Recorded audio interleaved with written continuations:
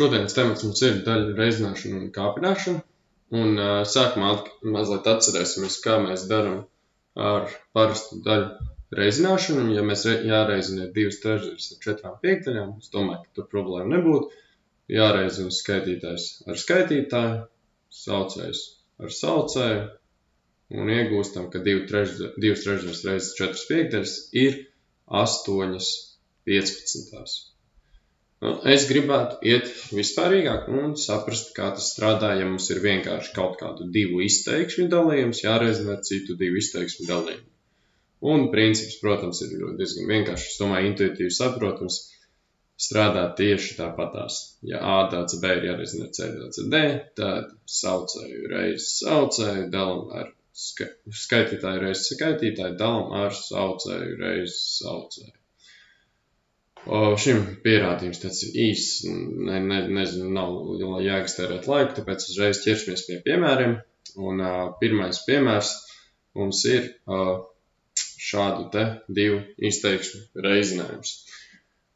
Un reizinām skaitītājus savā starpā, A kubā reiz 6B, un saucējus reizinām savā starpā 4B kvadrātā reiz A kvadrātā. Nu, un šādu nesmuku daļu nevajadzētu atstāt, uzreiz saīsināsim. A kvadrāts šeit saīsinās, B šeit saīsinās, un šeit varam ar 2 saīsināt. Un rezultātā iegūstam, ka šāds divu nejauku izteiksmi reizinājums ir 3A dalīts ar 2B. Nu, protams, pēc tik vienkāršiem piemēriem nesēdēsim, paskatīsimies mazliet sarežģītāk piemēru. Otrais piemērs. Jāsareizina šādas divas izteiksmes. Ja mēs viņus gribam reizināt, šeit ir jāuzmanās, atcerieties, šeit mēs reizinām visu pirmās daļas skaitītāju ar visu otrās daļas skaitītāju. Līdz ar to šeit arī, ja es gribu reizināt visu skaitītāju, tad man viņš ir jāieliek iekvās. Ja? xy mīnus 2x ir jāreizina ar xy kvadrātā. Un ar saucēju tas pats. Viss pirmais saucējs tiek reizināts ar visu otro saucēju. Tā man tie mazliet nepareizi. Šeit ir bez viennieka jābūt. Ja? Un pamēģināsim ātri aizķēpāt. Ir melna krāsa, varbūt tad nebūs jāpievērš tam uzmanību tam vienniekam. Un ja mums ir šāds reizinājums, tad, protams, arī mēs viņu tā neatstāsim, mēs noteikti varam daudz ko noīsināt. Y uzreiz noīsinās, un šeit varētu iznest x pirms iekavām, tad mēs iegūstam, ka skaitītājs paliek x kvadrātā reiz y mīnus 2. Ja, x no šejienes tiek iznest no iekavām, un šeit viens x vēl palika pāri. Iegūstam x kvadrātā reiz y mīnus 2. Un par saucēju domājot, šeit ir jāredz saīsinātā reizināšanas formula, tā ir kvadrātu starpība. Līdz ar to varam pārveidot kā y mīnus 2 reiz y plus 2. Un šeit redzam, kāpēc es veicu šos pārveidojumus, uzreiz varam noīsināt y mīnus 2. Un iegūstam, ka šāds nejauks izteiksmi reizinājums īstenībā sanāk pietiekami vienkārši x kvadrātā dalīts ar y plus 2. Un tas arī iemesls, kāpēc mums šis ir jāiemācīs, ja mums ir kaut kādas sarežģītas un nepārāk izteiksmes, par kurām ir diezgan grūti spriest, tad tās izteiksmes pārveidojot varam iegūst pietiekami vienkāršas izteiksmes, par kurām spriest jau ir daudz vieglāk, ātrāk un varam arī kaut ko izsacināt.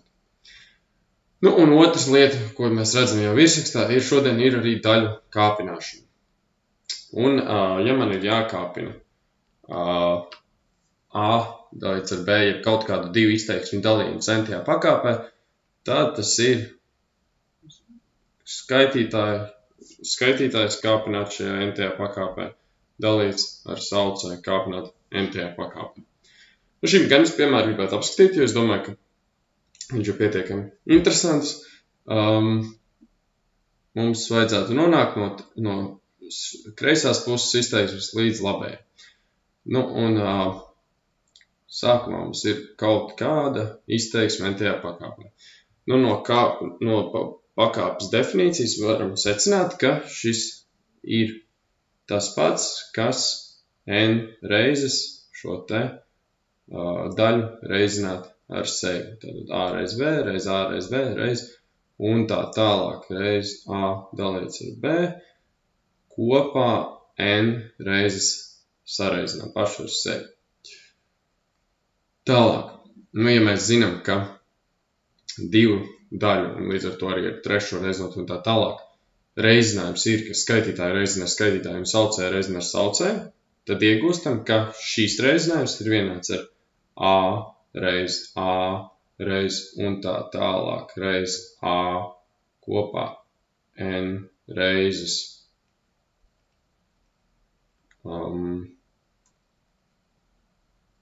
Reizināts a, šis viss tiek dalīts ar b reiz un tā tālāk reiz b n reizes saucējs tiek reizināts savā starpā.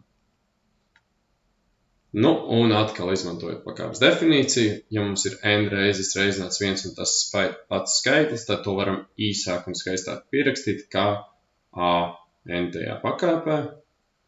Un saucējā tas pats stāsts, b n tajā pakāpē esam pierādījuši pavisam īsi, interesanti pierādījumus, īsus pierādījumus. Nu, un uzreiz apskatīsim arī piemēru. Man ir šāda te daļa jākāpina trešajā pakāpē, jeb kubā. Nu, un uzreiz varam kāpināt skaitītājs kubā dalīts ar saucēju kubā. Protams, šo te daļu, ko es tikko uzrakstīju, nevajag rakstīt, to es rakstu pirmo reizi, lai jums uzsvērtu, bet, protams, droši varat uzreiz kāpināt.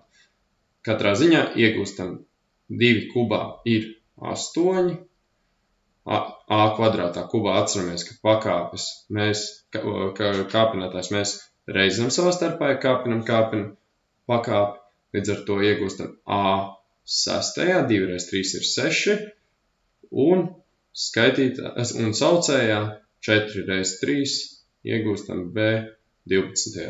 pakāpē. Tas arī viss.